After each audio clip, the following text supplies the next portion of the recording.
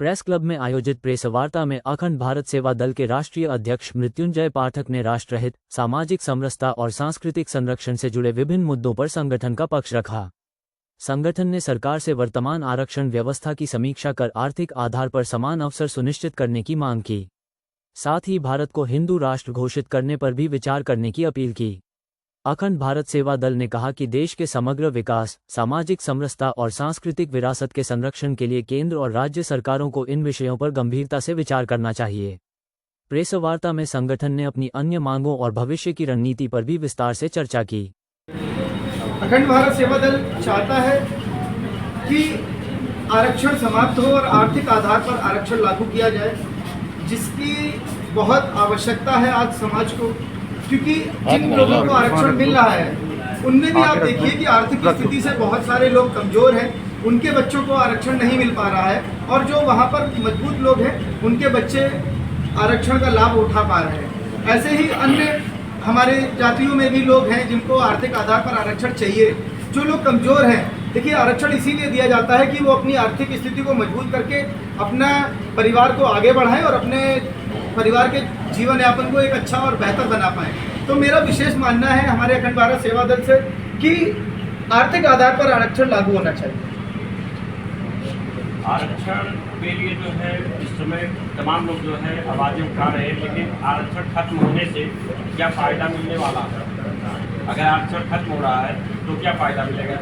उसमें तो जो SC OBC के लोग हैं उनके बच्चों को विशेष फ़ायदा मिल रहा है, तो उनका नुकसान नहीं होगा?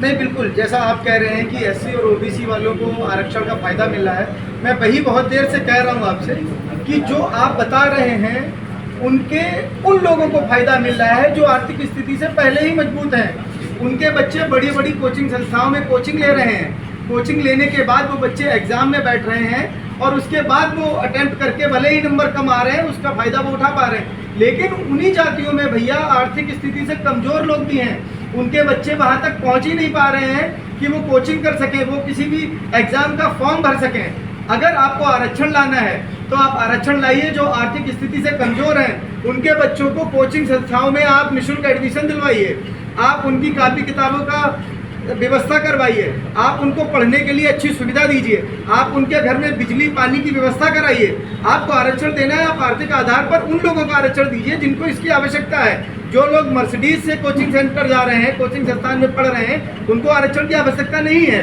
तो मैं वही कहना चाह रहा हूँ कि आरक्षण समाप्त मत करिए, मैं उसके विरोध में नहीं हूँ, लेकिन मैं चाह रहा हूँ कि आर्थिक आधार पर आप आरक्षण दीजिए।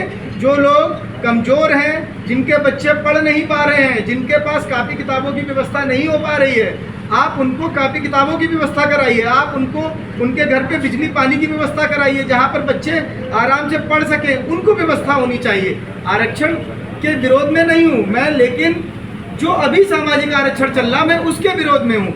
आर्थिक आधार पर आप आरक्षण लागू करिए। जितने भी निम्न स्तर के लोग हैं जो बच्चे पढ़ नहीं पा रहे हैं उन सबको आप आरक्षण दीजिए। हमारा संगठन यही प्रयास कर रहा है। सर, जिस तरीके से कल देखा गया प्रेस कॉन्फ्रेंस के दौरान पप्पू यादव पर हमला हुआ, जो कि वो राम मंदिर चंदा चोरी को लेकर के कुछ नाटकीय ढंग से संसद भवन में भगवा कलर पहन करके साधु संतों का अपमान किए थे, ऐसा आरोप है। कल उनके ऊपर हमला हुआ, क्या कुछ कहना चाहेंगे? बिल्कुल कहना चाहेंगे। देखिए, उन्होंने हमारे सनातन संस्कृति पे बहुत बड़ा प्रहार किया है और ये उनको नहीं करना चाहिए था, क्योंकि जो भी हुआ है उसको सरकार देख रही है। चाहे चंदा चोरी हुआ हो या जो भी वहाँ पर हुआ हो कार्यक्रम, उसके लिए सरकार प्रतिबद्ध है। सरकार अरेस्टिंग भी कर रही है, जांच भी चल रही है। और चंदा किसी संत ने नहीं चुराया था। अगर चंदा किसी ने चुराया था वो अन्य व्यक्ति थे, वो संत नहीं थे। और आप संतों का अपमान कर रहे हैं, आप सनातन का अपमान कर रहे हैं। मैं चाहता हूं कि पप्पू यादव पर FIR हो। मैं प्रयास करूंगा कि हमारे अखंड भारत सेवा दल द्वारा भी FIR कराने का प्रयास किया जाएगा। और उन्होंने जो सनातन संस्कृति को ठेस पहुंचाई है उनको सब सामने आकर सभी संतों से, सनातनियों से माफ़ी मांगनी चाहिए।